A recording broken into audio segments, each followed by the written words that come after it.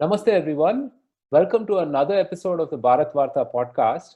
I have with me today a very special person, Mr. Sanjay Jha, who is a politician, author, trainer, entrepreneur, influencer, sports enthusiast, and many, many other things. But he's perhaps best known for having represented the Indian National Congress's views publicly in the media over the last decade. We'll speak to him today about his political career and also the state of Indian politics as well. So without further ado, welcome Sanjay ji. Thank you so much for making the time. Pleasure to be here, and I'm sorry that if my bandwidth plays up, I'm not to blame. It's never my fault. No problem at all. I mean, so we're all at a state where we're fairly used to this now. So thank you again. Thanks so much. Great having you on the podcast. To start things off, I mentioned many different interests and passions of yours, and I'm fairly certain I missed a couple of them in that introduction. Sorry for that, right? But how did this association of Congress and how did this political career as such start for you? Well, frankly, they say in Bihar, where I grew up, at least my initial years were spent in Bihar. Right. The only thing that you heard if you went and even hung around with friends when you were in school, or if you went to a little small dhaba. My father used to work with the government. Everywhere you went, the only thing you heard was politics. So if you ask me, I moved out of Bihar, but as they say, you can take a Bihari out of Bihar, but you can't take the politics out of him. And I used to hear these stories of how Biharis are, studying in engineering colleges, even in down south, are trying to win elections there.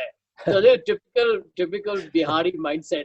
And one of the reasons behind that, I distinctly remember, I was still studying in school.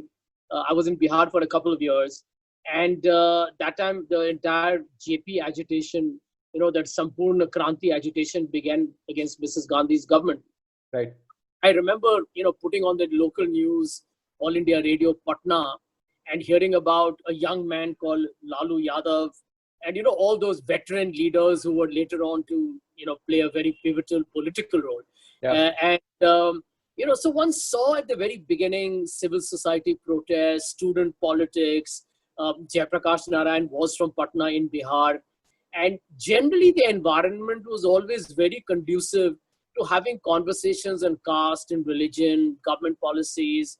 And because Bihar was always an agrarian state, no industry, the only hope every time we used to go to college or I used to talk to my cousins, the only thing you could do, the only industry was the IPS or the IAS, or you became, part of the bridegroom industry and got some dowry and people moved on. That was a typical Bihar of that time. And I do think that all of us were indoctrinated in those early years in politics because of that. But to answer your question in brief, in 2004, the Congress was written off. Mr. Vajpayee's government was expected to steamroll the Congress on the India Shining campaign. The BJP had registered 8% GDP growth rate in the year of the election.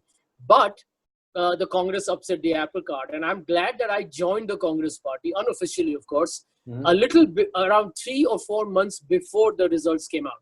So I'm very glad that I joined the Congress when it was down in the dumps. And I can at least feel good about the fact that I worked with the Congress leadership at a time when people had no hopes and expectations of them. But we managed to pull the rabbit out of the hat. Yeah. No, it's been a fantastic journey. And, you weren't just another politician as well. I mean, you were a spokesperson for the party, right, for all of this time.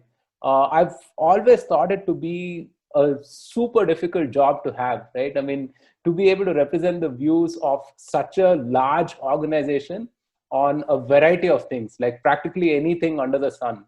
So how do you balance that? I mean, take us through, what it takes to be a spokesperson for something like the Indian National Congress. Well, it's a tough job. It's a very tough job. Yeah. A lot of people have this impression that, being on television is a very glamorous exposure.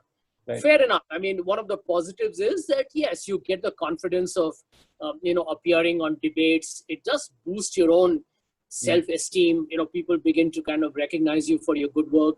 And, your own party begins to back you when you begin to perform at a creditable level. But the truth is, I think it's one of the toughest jobs because you're a frontline warrior for your political party day in and night out. And you see, the toughest part of the job is you don't have the luxury of a goof up.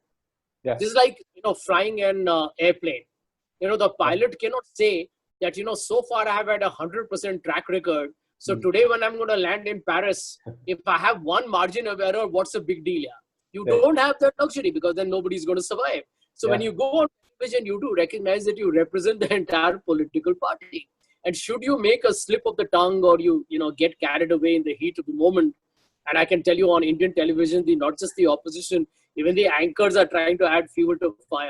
So if you get carried away and you get easily instigated, you can end up saying something that you might deeply regret later on. And I do feel very happy, actually, that for the last 7 years or 8 years that I was there officially on the channel, I really don't think there was a single moment, and I consider that as my biggest achievement to date. Not a single moment when I said or did something with any willful intention to damage any perception of the party. And frankly, even unintentionally, did not go ahead and embarrass the party by saying something pretty absurd or preposterous. Right. But to answer your question, it's a tough job. And the key to success, in my opinion, is preparation. You might get a brief from the party, not on all issues, on some issues, but you have to do a lot of research on your own. You need to anticipate what the anchor is going to ask. Maybe you can see what the hashtag trend is, what they're already popularizing, maybe on social media. You got to know what the BJP is going to ask you. So it's besides looking at what you may need to defend, you also need to be aggressive about how you are going to counter, shall we say, attack and change the narrative of the debate. And therefore, whether it's foreign policy, national security, economics, general politics, governance, you actually get into finer details. So I'm an economist by my entire education. Right. I'm a banker by my profession, and then I've done a lot of other management stuff. That's another 3 things that you've added to. I've added that. But to me, the fun of it has been foreign policy, which I loved. I mean, today I can tell you I've read so many books in foreign policy that I probably am enjoying it tremendously. The whole diplomatic statecraft, India's relations with China and Pakistan, the entire evolution of Indian history, and how the role of India has evolved on a global arena. So I do believe that end of day for a spokesperson, it's a big responsibility, especially because I think one of the drawbacks we had in the Congress was that very frequently the culture did not encourage you to do a lot of lateral thinking. And a lot of spokespersons were very hesitant, that if I take my own line, if I say something which is not necessarily very close to the party line, will I get punished? And I don't think you should ever work under that fear of being, getting some kind of a punitive action being taken against you. But I remain my own man, honestly. I used to call a spade a spade. The party never said it, but I said the Congress must come under the RTI and so on. So I believe ultimately you need to create your own space, but within the ambit of what the party basically stands for. Right. Yeah, I mean, I can quite imagine the sheer width of knowledge that you require because, one day you're talking about economics, the other day you could be talking about something cultural, right, foreign policy, etc. And I've often wondered, right, I mean, considering also that, the media has become so aggressive and they are clearly taking a stance, right? How do you not get pulled into an emotional sort of a response, right? I mean, because I'm sure, people have tried to provoke a response from you. So how do you A, keep your cool about things and B, not conflate your own views with what the party might, feel? Well, you're asking honestly the most brilliant questions I've been asked in a long time. I'll be honest. Yes, it's a fact that you need to keep your emotional composure under control. The first thing that I used to always tell myself, that I am unimportant. I'm just one soldier fighting for the party. The moment you come in onto television and you tell yourself that, you are the cat's whiskers and everything depends upon you, you create an unnecessary load.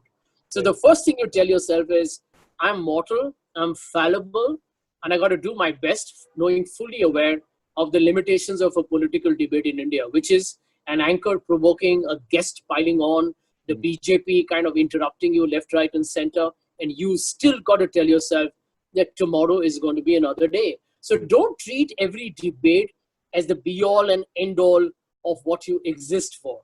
Don't rate yourself at the end of every program. One of the things I noticed is a new trend, and I will tell you when I watch Congress and BJP spokespersons, but particularly my party, because I've been part of it for such a long time. A lot of the Congress spokespersons today, I can tell you what they do. They're coming and they are being very aggressive. It sounds like, a lot of Bollywood lines are being exchanged between the BJP and the Congress. Everything is about sound bites. And people are not talking to the audience who are actually watching the program, but Right. spokespersons are trying very hard to impress their bosses. Kindly watch me, see how I take on the BJP. Look how aggressive I am, or how outlandish or outrageous I can become to Right. counter the BJP's, extremely high-profile aggression. And I do believe that's where the fault lines are. You ultimately got to be yourself. You got to realize that your party is got a certain ideology and a political way of functioning. You can be assertive, you can be very smart, you can be very Machiavellian, but you don't have to become what the other side is. And I do believe these are the drawbacks that currently I see a lot of the people trying to deploy a very new tactic. So I used to always tell myself that, tomorrow is another day, it's going to be another fight. Don't burn yourself out. People are going to do what they're going to do. You remember that you're talking to your audience. You're not talking to your panelists, you're not talking to your anchor alone. And most importantly, be responsible. Because ultimately, if the audience believes you and trusts you, you're home. But if the audience is impressed by your pyrotechnics, if you're just speaking to yourself and impressing yourself with your language and your style, and the audience doesn't connect with you, good luck and goodbye. Right. So there's all of that Dale Carnegie training that's coming to the fore, right? Know your audience and stuff like that. Yeah, I mean, I couldn't agree more with you. I mean, these days when we watch the television, I mean, it's just hopeless one-upmanship between each other, right? I mean, they keep upping the ante, and you're right. I mean, they forget about the audience. If I can interrupt you because I didn't answer the second part of your question. Right. You asked about me conflating my personal opinion with the ideological or the political stance of the party. Well, you're very clear at the very beginning that you got to fight for your party. Your party comes before you. Invariably, it should. That's how it should be. There are certain, like I have been so often told, how did you defend the indefensible? Well, what to the public may look indefensible, when you actually look at it from a legal standpoint or from the point of view of your party, you may find there are many positions where you can actually have legs to stand on. And I'm not talking about whataboutery, like saying, well, I goofed up, but so did the BJP. I don't call that as a defense. That I do believe that when you go into the depth of an issue, you find that there are enough spaces where you can defend, and even a place where you are probably deservingly getting a fairly hard hearing by the world at large. That does not mean that you're defending the indefensible, but you're saying, listen, if you're pronouncing me guilty, at least let the process be over in court. I think that is a fair enough defense. Like for example, in politics, you'll find somebody throws mud on someone and you're supposed to be tarnished, blemished, and condemned for life. Now, that's not fair. So you have every right to say, well, these are the accusations, these are the allegations made against him or her, and let the process of the trial happen, let him defend himself, and let's see what the final judgment is. Until such time, maybe it is not fair to try and malign an individual and destroy their reputation. I don't call it defending the indefensible. I call that as putting a pragmatic defense of what could be a much more complex or an intractable issue before you. Right. So you had the courage of conviction to take a personal stand that overlaps with what the party believes as well on all of these matters, essentially. Yeah, I think you had to. Like, for example, I'll give you one. I mean, when Dr. Manmohan Singh was being accused in the coal allocation scam, because he was a coal minister during the time of the UPA. And I was very convinced, because having met him briefly on a couple of occasions and having read about him extensively, I knew that he was personally incorruptible. So when I would defend him on all those issues which were regarding some coal mines in Odisha and the Birla Group and so on, I was very clear in my head that I knew where Dr. Manmohan Singh was coming from. I may have had the party brief, but more than the party brief, I personally believe that Dr. Manmohan Singh was a man of great character and probity and would not do anything for self-aggrandizement. And I'll tell you what I was very flattered about. I remember meeting him at 10 Janpath in one of those dinners there. And he, I hadn't met him for a long time. And then he just saw me standing when he was exiting, and he came to me And he said, I want to thank you so much for standing and fighting for me during the most difficult and tumultuous time. This was after we had lost the 2014 elections. And I took that as a great compliment. Because I think if you are there on television, you got to have passion, boss. If you don't have passion, you're not there. You can't come there, with a written script and, just kind of mouth those party platitudes. That's utter rubbish. I'm sure if you watch carefully, you'll get to know which spokesperson is clued in and who is just kind of mouthing the usual rubbish that the party has given them, whichever party they come from. So I do believe that you got to own your subject.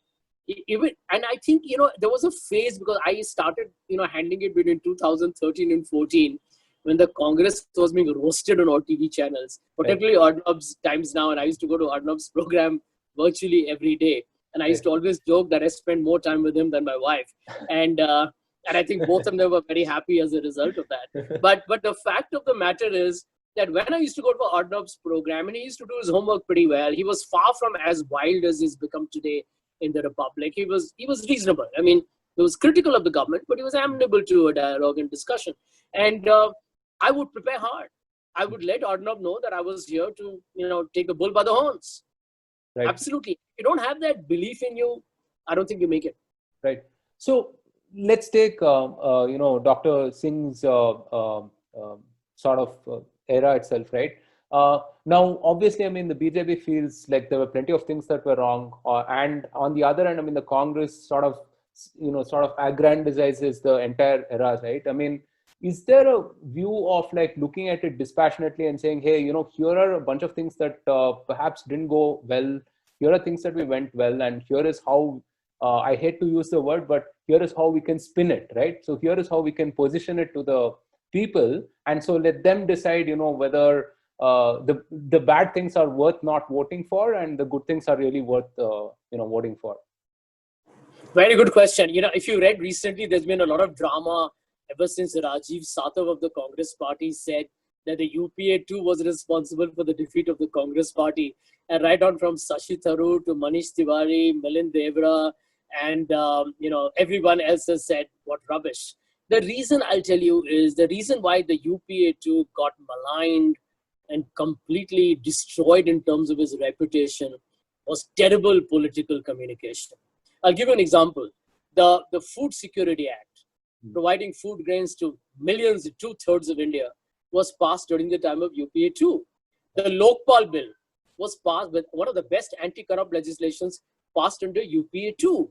The land acquisition, the land rehabilitation bill passed under UPA 2. The FTI in multi-brand retail passed under UPA 2. And despite the fact that the UPA 2 performed under the Great Recession's aftermath, the 2008 mortgage recession, and they had a couple of bad years, the truth is the average growth rate, if you go by the amended figures, was close to 7.35% for 5 years. So the logical question you'll ask me, why the hell did the Congress party get routed in 2014 to 44 seats and not even put up a great fight and surrender to Mr. Modi's BJP? I think one reason behind that was very evident. All those allegations of corruption, Commonwealth Games against Mr. Suresh Kalmadi, the CAG reports on coal and spectrum licenses getting cancelled, and the fact that many ministers resigned from Dr. Tharoor, Ashwini Kumar, Pawan Bansal, I don't know, a couple of Ashok Chavan. There were ministers and people were just resigning. The moment there was an allegation, somebody was being asked to resign. And, the Congress party probably internally thought that, we are appearing so self-righteous. The moment somebody's accused, we ask them to go. But that was actually making matters worse because on the ground level, people thought you were corrupt. I believe, and I'm being very frank, the Congress party lost the election in the year 2011. 2014 was only the formal ceremony to make Mr. Modi the Prime Minister. But in 2011, when Anna Hazare and Arvind Kejriwal, I can tell you, barring maybe Raleighan Siddi and a few people in Delhi, nobody had heard of these characters. But the Congress made them into national heroes. Yeah. The way we buckled under Baba Ramdev coming to Delhi was absolutely abysmal. So what did the Congress party do? It had won a big election with 206 seats in 2009. But when this agitation started, the Congress party literally folded up. They went with a begging bowl to civil society to say, you make the bill. and the government will be only a party to it. You weakened the government. The perception of the government became, this government is corrupt, it is weak, and it is totally insipid. It did not change. And I do believe that that is the reason why the Congress lost. So I've told you what the Congress government did right. It was a coalition government, not easy to manage. Oil prices were at $147 a barrel, and you were recovering from the world's great recession, and you were still doing a reasonably good job. But the Congress party went to 2014 just attacking Narendra Modi. And Narendra Modi, I think, he knew at the very beginning that the Congress had already been destroyed beyond redemption. Our reputation was in tatters. I went for a couple of these, campus shows and all that, and I could make out the AAP guy would get claps, the BJP guy would get a great welcome, and even if I made sense, people would only give a muted response. I knew then the writing was on the wall. We were headed for a washout. Right. And so how do you communicate this feedback that you're hearing from the ground to the powers that be? So how does that mechanism happen? Well, let me tell you, tragically, that's one of the reasons why I got suspended from the party and got sacked as a spokesperson, because the Congress party has completely, shall we say, self-destructed when it comes to internal democracy. It's got fantastic talent, it's got great people, and I'm not talking about just the visible faces in terms of leaders and spokespeople across the length and breadth of India. The rank and file, the talent, the commitment, the ideological passion is humongous. But where we have given up the fight is not giving people the voice to be heard. So if I were to tell the party that, listen, guys, we're struggling, I think we're going to lose 2014, who do I tell that to? Because if I were to tell that to somebody, they'll say, man, you've given up, you surrendered, you're a wimp, you're already a loser. We don't need people like you. But you need people in politics to tell you what is the bad news. And I think the Congress remained very blindsided to that reality. I can tell you this, I'll give you an internal story for your channel. In 2019, there were many people within the Congress party, and I am meaning at very, very high levels, who actually believed that the Congress party was going to form the government. It would be a UPA plus government with some other independent parties, that the BJP was going to be defeated. And they actually remained in that mindset till their votes were counted on May 23rd. Wow. Okay. Must have been a rude shock. Yeah. Well, rude will be the understatement of the year. Right. So, you mentioned this as well. I mean, recently you were vocal about certain leadership issues in the Congress and the need for reform as such, right? So why speak up now, or is it something that has been bothering you for a while? I mean, was it anything in particular that kind of pushed you over the edge to talk about these things at this point of time? Very valid question. Up to 2019 May elections, I felt we had to put up our best foot forward. Mr. Gandhi ran a very spirited campaign. He did. I think he traveled a lot. He was aggressive. I thought he did quite well. And the party, probably could not handle the national security, hyper-nationalism that Mr. Modi created after the Pulwama terror attack and the Balakot counter-strike. I believe the Congress party should have had a narrative for it, which it didn't. So, you lost again. Economy was in doldrums, industry struggling, farmers committing suicide, no jobs, and all the institutions destroyed, minorities being attacked, and the Congress still could not go more than 52. I thought that was a tragic non-performance by the Congress. But, you took it in your stride. I'll tell you two events that bothered me. One was the very casual, almost with a lot of nonchalance with which we gave away Karnataka back to the BJP. This was the same Karnataka, if you remember, when we did the Chanakya on Mr. Amit Shah, and we formed a government with Mr. Kumaraswamy. It looked like the Congress was really playing politics in a true sense. We had done well in Gujarat a few months before in the assembly election. Then in the December elections, we had won Chhattisgarh, Madhya Pradesh, and Rajasthan away from the BJP. Now, post-19 defeat, we gave Karnataka back. And Karnataka was a state where all the opposition leaders came and celebrated the grand alliance in the making. And 1 year later, we had just surrendered that. Then look at Madhya Pradesh. Jyotiraditya Scindia, a great political asset for the party, went. Along with that, went your government. And then I was one day, talking to a few friends, and one a lady walked up to me, and she said, "I want to let you know, Mr. Jha, I've seen you on television. You represent the Congress, but I'm leaving the country." I was, obviously astonished to hear that. So I asked her why. Well, she said, the country has become very divided, very fractured. I am a minority member myself. My husband is also from the minority community. Well, we are affluent, we are members of this club, and we travel abroad. But I don't want my children to grow in this country. And I'm very clear in my head that if I can afford it, why should they live here under the fear of the fact that if they are minorities, they can be targeted? So, I made the usual statement that, unfortunately, the BJP has always been like this, and the RSS has got an agenda of Hindu Rashtra, and I made the usual political statement. She interrupted me in a bit, and she said, let me tell you, I agree with you that the BJP is not the best thing in the world. And I do know their agenda is very sectarian, but I'm leaving because of you. So I was like, can you explain? But I knew what she was going to tell me. She said, I'm leaving because the Congress party has failed India. Because if today the BJP has become so big and successful and authoritarian, fascist, communal, it's because the Congress has been a weak opposition. And sometimes we wonder whether when you talk about the idea of India, you yourself know what it stands for. And we parted after a couple of more minutes. But that statement stayed with me for a long time. And while I give you that example, many other people told me similar things. And they all felt very, very let down by the Congress. So I felt, I'll be very frank, that the Congress was not putting up a fight. And we were organizationally weak, ideologically obfuscated, leadership complete.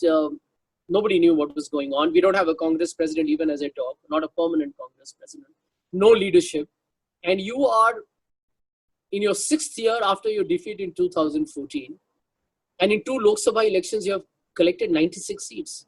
And this was a party that in one got 414. Right. So if somebody doesn't speak up now, then when would one do that? And I was bored and tired of people cribbing and complaining and condemning one another and the politics in the Congress in personal conversations. I said, if somebody has to bell the cat and nobody's willing to do it, I will do it. Right. Yeah. So irrespective of, what side of the political aisle you fall, right, one really hopes that, there is some sort of just for a robust political system within the country that, there is a robust opposition as well, right? And you mentioned a few of these things. It's hard for someone, from the outside looking at Congress to figure, what they really stand for, or who is that one person that, really commands a sort of a respect to challenge, let's say, Mr. Modi, right? Aside from that, what are the 3 or 4 challenges? I know you briefly touched upon them in your previous point. But what are the 3 or 4 key challenges that are plaguing the Congress at this point of time, in your opinion? Well, I mean, first and foremost, please make sure that there are internal elections and democracy is the buzzword within the party. The culture of New Delhi taking all the decisions must change. I'll give you one example. I live in Maharashtra. The Congress party from Delhi invested little time and resources in the Maharashtra elections that happened last year. Okay. But when the whole question came that should there be an alliance with the Shiv Sena and the NCP to form a government in Maharashtra, it was Delhi that took the call. Why should Delhi take the call? Let the legislators take a call then, right? I mean, this is how it should be done. Take Rajasthan in 2018, Sachin Pilot made the Rajasthan election happen. Why did New Delhi take the call? Why did New Delhi take the call in Madhya Pradesh? If they had a secret ballot in Rajasthan, Sachin Pilot may have been the chief minister in 2018. Right. But New Delhi took a call and said, Mr. Chauhan will be the chief minister. Sachin Pilot will be the deputy chief minister. The legislators said, we'll do the same, we'll back it. But one would argue that, that seems to kind of work for the BJP, right? A lot of sort of a centralized leadership. I mean, so how would you sort of, balance the two? How would you contradict that? Well, let me tell you what the BJP is doing very smartly. Mr. Modi and Mr. Shah are controlling the center. But if you look at the state leaders, they are pretty much on their own. Mr. Chauhan, I think if you look at Raman Singh, all of them were pretty much deeply entrenched in Madhya Pradesh and Chhattisgarh on their own. I remember Devendra Fadnavis when he was in Maharashtra. I mean, he was pretty much his own boss. So, you got to look at it that you got to encourage state leadership, something that in the Congress we have not done it well. But if you look at Captain Amrinder Singh, for example, he's taken over Punjab, he's doing a brilliant job. He doesn't need the central leadership of the Congress party at all. I've been hearing good reports about Bhupesh Baghel. I don't know exactly what the details are, but the reports seem to be positive. But I'm just saying that at a larger level, the Congress has to encourage new leaders. It has to have elections for the post of the Congress president. You can't have one Congress president for 20 years. I mean, which day and age are we living in? For God's sake.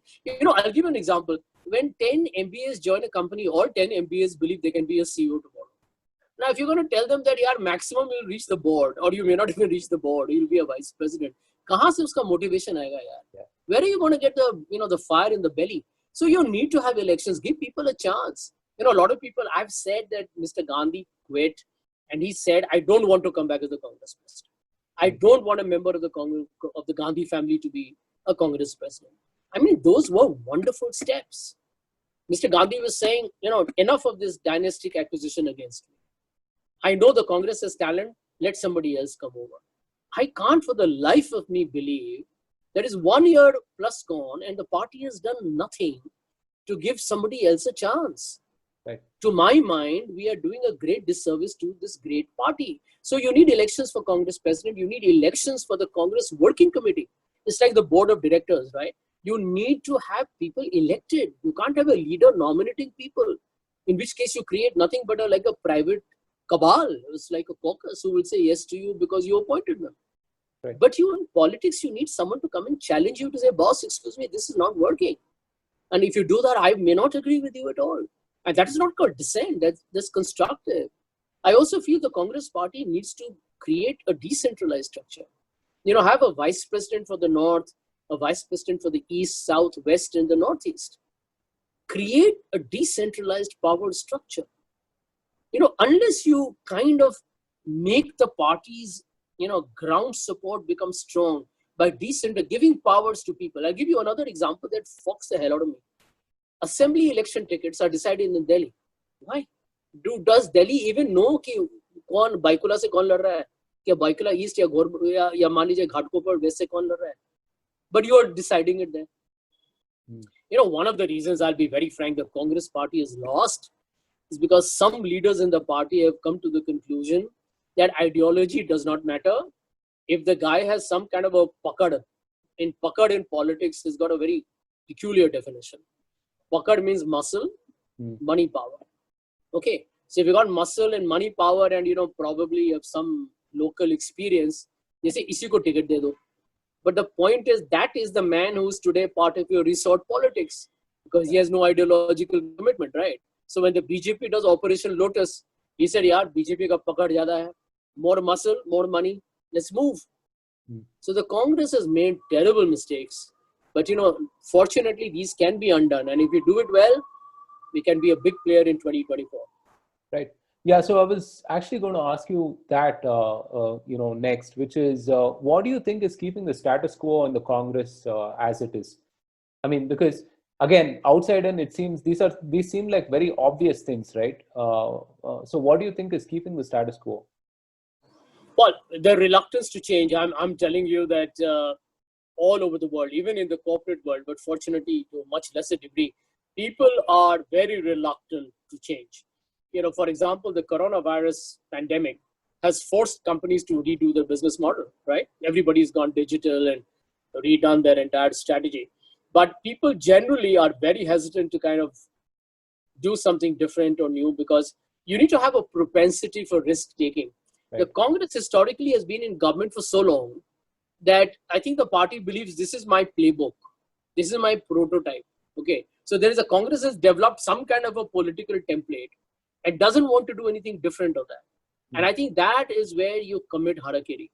Times have changed. I'll give you an example. In 2014, the internet and all had become big. Social media had just entered. By 2019 elections, Twitter was history. It was WhatsApp. Yeah. And the way things are going, Instagram may be the big story. All right, TikTok becomes a big story. Like who had heard of it in 2014, right? So you got to adapt with the times. Technology, a new demographic in the country, new issues being brought up.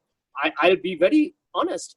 In 2024, no matter what great speeches Mr. Modi makes, BJP won't win on Mr. Modi's speeches. You will need to show what is going to be your strategy on healthcare and education. Therefore, they have come up with an NEP. You will need to demonstrate governance. People are going to ask, the old styles may not work. Therefore, I believe if the Congress adapts quickly, look at the state of the economy today. It's in doldrums. We are going to soon, who knows, cross even America in the pandemic infections. We are crossed at 1.6 million. You have problems with China on the border. You have issues with sectarian politics within. Governance is in complete shambles. The state of the institutions, they have collapsed. And yet people believe that Mr. Modi is the answer. That is a message to the Congress. You need to get your act together quickly. There is a great opportunity for the Congress to reinvent itself. But if you're going to be caught in your internal internecine rubbish, then you just make it very easy for the BJP. Right. Yeah, there's this fallacy of having too much to lose, which is strange because at this point of time, you really have nothing, as a political entity, right? One of the things that we also notice is like, unlike the BJP or the AAP, which does tremendously well in attracting volunteer work, right? So people, professionals outside of their, stream entering politics and, supporting the party as such. We don't see the same with Congress, right? Or is that an unfair characterization? What do you think about that? No, I think Kapil Sibal wrote a great article in Hindustan Times recently on brands. I believe the Congress party is India's most prized historical brand. But the problem is brands need to constantly re-engineer themselves. A Coke had to, Coke tried a new formulation, then went back to its original because people rejected it. But it took the cause, right? And thereafter, many of them have gone into, soft drinks, into health and fruit drinks, into food. That's part of the strategy of diversification. So whether you look at a Unilever, I worked with a couple of banks that were earlier wholesale banks, went retail. This is the way you basically strategize. The Congress cannot keep saying that, we liberated India during the freedom struggle. There is so much you can leverage Mahatma Gandhi and Pandit Nehru. The world knows their greatness. But people today are going to ask, well, does it make a difference to my water, to my transport, to the corruption, to governance, to my health, to the way you're going to build my infrastructure, to the way you're going to educate my child, to the way I'm going to be safe? Are the women going to be having greater say in the workforce? These are questions that you need to debate on. Climate change, I believe, is going to be a big issue in 2024. You can't ignore that. So I think these are the things that political parties need to be kind of moving with. The Congress, in my opinion, unfortunately, and that's my answer to your question, is the fact that if you are not able to kind of reinvent, reimagine yourself, you gradually become obsolete. And then options emerge. But when you said professionals don't come in, I was a professional, a banker, and an entrepreneur. And Mr. Rahul Gandhi actually and Mrs. Sonia Gandhi got me to come into the party in 2004. As I said, even before we won the 2004 elections. So the intent was good. The tragedy is we could not perpetuate that, which is why a lot of the people who are Congress supporters drifted to Aam Aadmi Party. And the reason why today the BJP is attracting a lot more people is because they appear to be the cool dudes. They're seen as more tech savvy, and Mr. Modi is talking digital India. Nothing is happening, right? But good sound bites. It just makes people think, yeah, BJP is there. And now the BJP may be saying internet was there in the time of Mahabharat. That plastic surgery happened during the time of Lord Ganesh. Highly regressive stuff, all right? But they're able to counterbalance that by appearing techie and cool in the Namo app. And, Mr. Modi will hang around and, take selfies. All these things have worked. The Congress is unfortunately not seen as the cool party. People don't see the Congress as the real, party to hang out with. You see, you got to understand the new generation, right? So, today, unfortunately, despite having younger people, we look like, we are old fuddy-duddies. And that's your brand problem. You're not seen as a cool party. If you look at India's young, probably, let me tell you the odd number in my head. Probably India had close to 200 million new voters if you add the 2014 and 2019 elections. I don't think we got more than 5 to 10% of those votes. Almost 80% of them went to the BJP. Wow. Yeah, that's telling. Yeah. So uh, you mentioned this as well, right? I mean, there's a lot of discontent even with traditional Congress families like the Scindias or the Pilots or the Dioras and so on, right? And there seems to be like a common line of discontent with them as well, right? Or do you see that as a common line of discontent? And if so, do you kind of see them stepping to the helm at some point of time? Well, I do believe that it is unfair to, kind of bracket Sachin and Jyotiraditya purely from the point of view of dynasty. I mean, their parents were there in the Congress, but they came in again in very extraordinary circumstances. But these are people who are proven performers. I do believe that when I heard Mr. Gehlot make that statement, that Sachin Pilot, English speaking, soundbite, good looking boy, I thought that was a typical old fashioned perception of a new politics that the Congress is not fathom. I mean, today, for example, I live in Mumbai. I believe I speak reasonably decent English. I'm pretty much part of South Mumbai. Why should that be a liability for me in politics? What matters, right? Am I honest? Is my integrity correct? Am I intellectually contributing? Am I physically capable of doing stuff for the party? Am I articulating the party's vision? And who knows, I could do many other things for the party. So, these are old fogey paradigms that we need to get rid of. I believe both Sachin and Jyotiraditya had the remarkable advantage, and Sachin, I would still say, has the remarkable advantage, is still part of the Congress, is that they are both grounded. They had they won Lok Sabha elections. Sachin won the Rajasthan Assembly elections for the Congress. And they were also savvy enough to handle media. They could work with people in foreign policy. They could talk to people in industry and corporate India. They could engage with the young, with films, with intellectuals, as well as go to the गांव and the nukkar और कहाँ भी जाके जो भी भाषण करना है, जो कहते हैं ना, हर जगह चाहे कुछ भी हो जाए, हम लड़ने के लिए तैयार हैं. हम आम आदमी के साथ बैठ के जो भी करना हो, चटाई में बैठ के लोगों का पाँव जातने के लिए हम तैयार हैं, वो लड़ने के लिए तैयार हैं. So I believe they had that kind of a junoon or a jazba, as we call it. That entire jazbat to fight. And I do feel that these politicians have got a great future. Hopefully, at some point, hopefully Sachin doesn't leave the Congress. And at some point, you never know in politics, Jyotiraditya may even come back. Right. So there's also this talk about a newer Congress without the Gandhi family at the helm, right? Do you see that as a practical possibility? And if not, who do you think will or what do you think will hold the party together? See, I am one of those few people who have been very vocal on this subject, despite the fact, and I'm being very frank on your channel again, that I am in the Congress party because Rahul Gandhi and Mrs. Sonia Gandhi brought me in. Why would I, who have known them for a while, why would I say that a Congress party without the Gandhi family still has a future? Because I believe the party is always bigger than any individual. Any individual. Life moves on. That's the way it's meant to be. And I think we need to recognize two things. Firstly, Mrs. Sonia Gandhi's health does not permit her to carry on endlessly as she's being forced, which is grossly unfair, number one. Number two, Rahul Gandhi, I believe, took a moral grandstanding position to say, I'm not coming back. Now, I do feel that, this is a great time for the Congress party to make that transition. I believe that today, for example, let's say anybody who becomes a president, let's say Sachin Pilot, let's say Dr. Shashi Tharoor, give any third person, name anybody you like. The fact is that the Congress, when you get a leader, the leader assumes that mantle of leadership and responsibility. That aura comes in and you begin to take the calls. People do begin to back you and hear you. Rajiv Gandhi was not expected to be the prime minister in 1984. And I was a big fan of Rajiv Gandhi.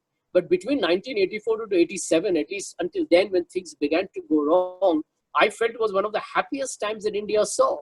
A young prime minister, accords being signed, the Punjab, entire terrorism beginning to abate, Assam Accord being signed, the economy beginning to look decent, talk of computer revolution. It was a very happy period. Then thereafter things went wrong. That's another part of history. But I do believe if you don't give people a chance, how will you know? So I'm a big believer that if you do not experiment, how will you ever find out whether a non-Gandhi can lead it or not? And my second view is, because the political brand of the Gandhis has been very aggressively attacked by the BJP, it has currently gone through a massive hit. And sometimes you need to be pragmatic, give it time to heal itself. Mr. Gandhi's videos and all have been very well received. He's well intentioned, well researched, and he's articulated a certain vision on certain issues. I rather that Mr. Gandhi and the Gandhi family's brand is protected at this point, and they reinvent their own brand, which they are all capable of. Priyanka Gandhi Vadra is another very exciting political personality for the Congress. And she's a natural, she's got a natural appetite for communications, gets along with people remarkably well, and I believe could be a very critical USP for the Congress going forward. But you don't have to test everybody all the time, right? So give somebody else a chance. And the Gandhis being part of a winning team could just result in that reinvention, both of the Congress and the Gandhi brand. So I'm a big believer that it's about time we bit the bullet, and I'm confident the party won't split. Only those who will leave you are not ideologically committed with you, in which case it's not a loss. Right. So I've sort of wondered always that, there is this sort of a dichotomy between politics and policy, right? Between winning elections and what kind of reforms that you want to see in society as such. And I believe that, winning elections is a necessary condition, not a sufficient one, but it's a necessary condition, right? As a political party, how much do you optimize for one over the other? And, how do you make that choice actually with the multitude of things that you have to deal with? Well, I do believe that ultimately, in India, unfortunately, politics is being determined by caste and religion and other fairly parochial issues based on which people win power. But ultimately, what we should win power is on what you can do for the people of India. My firm view is, to answer your question, that manifestos should be graded. And if a party does not fulfill that manifesto, it should have a political consequence for it. I believe a manifesto declaration cannot be some wishy-washy, kind of a wish list. Yeah. Otherwise, that's how people get taken for a ride. So I do believe the Election Commission must put a certain, these are the ways we need to change politics in India. Make sure that an election manifesto is something on which a party has to mandatorily make public and transparent disclosure on what it has achieved on each and every criteria. I believe that is important. I believe all political parties need to come under the RTI Act to tell people where do they get their money from.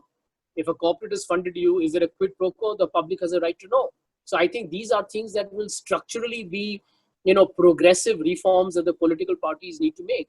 And to answer your question on policy, for example, the Congress has a clear policy of being pro-poor and pro-farmer and definitely pro-agriculture. But the perception is that the party is anti-industry, which is totally bizarre. And the Congress party has not handled that very well. In fact, we are the ones who liberalized India. We are the one who privatized India. The Congress party is the one which opened the doors to foreign direct investment. But we have reduced our perception to being as if we are left of center and that we are only going to be driven by welfare and subsidies and that we don't care for the corporate sector, which is ridiculous. The majority of us are actually fairly centrist in our approach. So I think your policy and your politics obviously need to combine. But you hit the nail on the head. If you don't have politics, if you don't have power, you can't implement your policy, right? So therefore, it is always a fine balance that your policy should be able to inspire people into believing what you're going to do if you're going to win. And your politics should be so well engineered that you're at least able to get the threshold of votes that gets you to power. And if it gets you something over and above, good luck. Right. Increasingly, what we're seeing is that, elections are being fought on social media, right? On new age platforms and so on and so forth. Now, you are somewhat of a maven in these things. I mean, we see you on Twitter, you give it back as good as you get, right? So how do you see social media's influence in the public discourse as such, and how do you see that going forward? I think big time. One of the reasons why I believe all elections in the future will become presidential and not remain the usual parliamentaries because of social media. Literally, you have the American president who announces a nuclear war on Twitter, right? So the dynamics have changed, boss. Yeah. The dynamics have changed. Rahul Gandhi's attacks against the Prime Minister, Mr. Modi, are all based on Twitter, right? There's no press conference there. It's just an attack on Twitter and becomes a TV headline. So I think it is going to be the new form of political combat. I also feel, unfortunately, that one of the dangers to democracy is fake news. Because, on social media, all political parties, particularly the BJP, is guilty of circulating a lot of negative, distorted, disingenuous propaganda. And I think that is not healthy for democracy. So I do feel that social media will become more critical than in the past. WhatsApp and fun videos or TikToks of the world, there will be a replacement for TikTok if Microsoft doesn't buy it out. But there will be new alternatives in the Indian market. And I do feel that today people are judging people on what's being said on mobile phones. Young people are snacking on news on mobile phones. Not many people are reading newspapers or watching a 9 p.m. primetime show. So I do believe that the social media is going to be the critical play.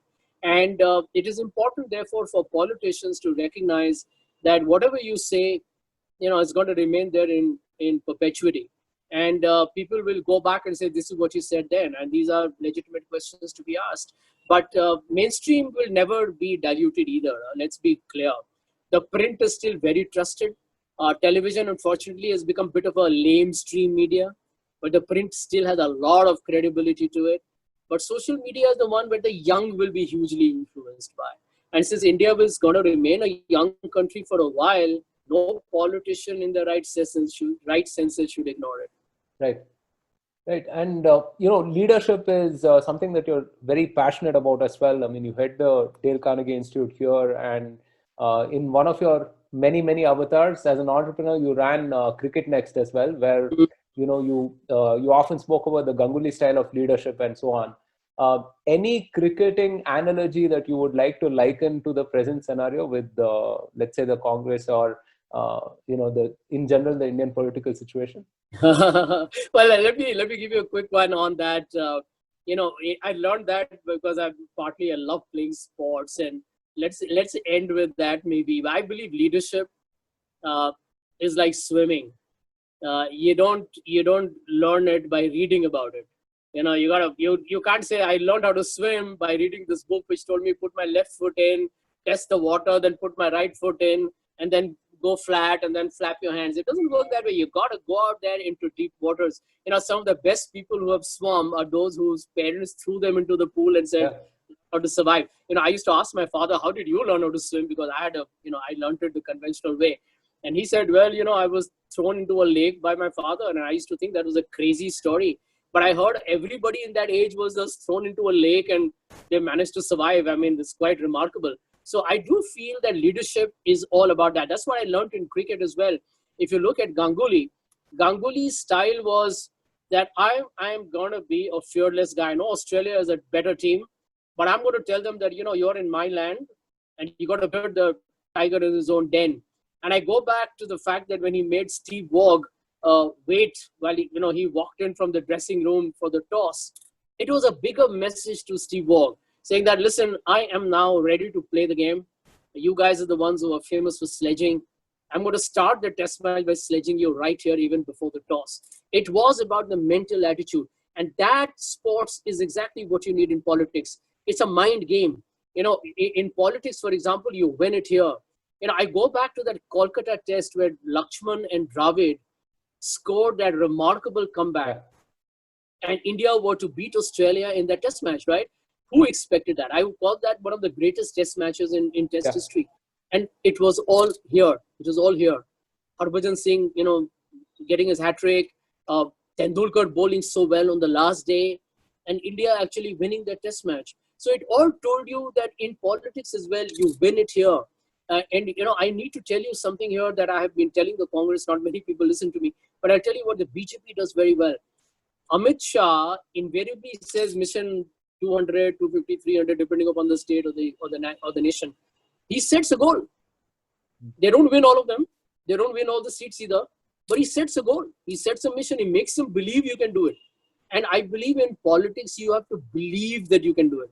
I believe if the Congress party today, after this program is over, watches this video, and it tells itself mentally that I can win 2024.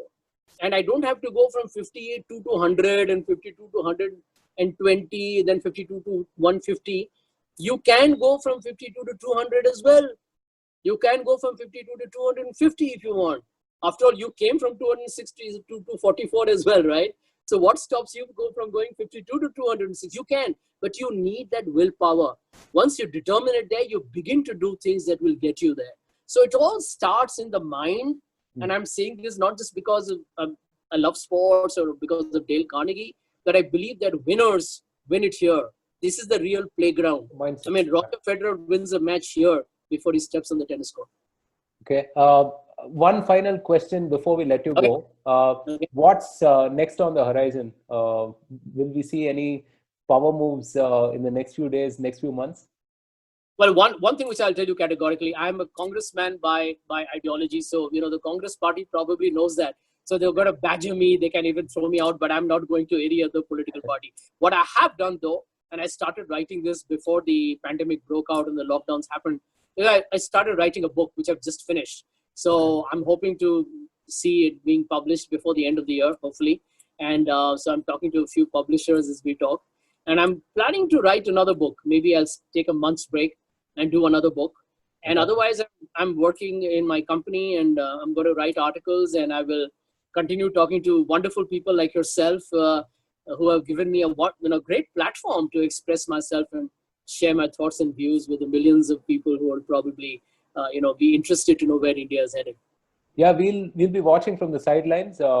Thank you so much for your time, Sanjay ji. I mean, this was a pleasure talking to you. Thank you so much for being candid as well. It's not often, especially in politics, that we see that kind of conversation. So thank you very much again for your time, and look forward to seeing what's next from you. No, thank you very much on behalf of Bharat Varta that you guys invited me. And I also want to tell you, politics needs to change. The typical perception of the politician being a stuffed up guy who's always being politically correct and always is measuring every word and P and Q. You need to be yourself as well. Yeah, I mean, India wants people who are you can connect with and who are being honest, and we are all human, we are all mortal, and everyone makes mistakes. It's all right. But if you're going to work with that fear in your head, you'll never get going. And therefore, I believe there's a very famous saying that the tortoise only moves ahead when it puts its neck out. So you got to put your neck out if you want to move ahead. Cheers, and thank you very much. Thank you so much. Fantastic note to end the podcast on. Thank you. Thank you. Thank you for tuning in. This podcast was brought to you by the team at Bharat Varta. If you like this podcast, then don't forget to share, subscribe, and rate us on your favorite platforms. Speaking of, we're available on Anchor, Apple Podcasts, Google Podcasts, Spotify, Stitcher, Breaker, YouTube, and a host of other platforms. We started Bharat Varta to facilitate long-form discussions on policy, politics, and culture. We don't necessarily endorse anything that was said in this episode, but if you do wish to offer us feedback on the content or anything else, do reach out to us on social media or get in touch with us on our website, www.bharatvarta.in. The links are in the description below. Thanks again for tuning in. Until next time, stay safe, take care, and Jai Hind.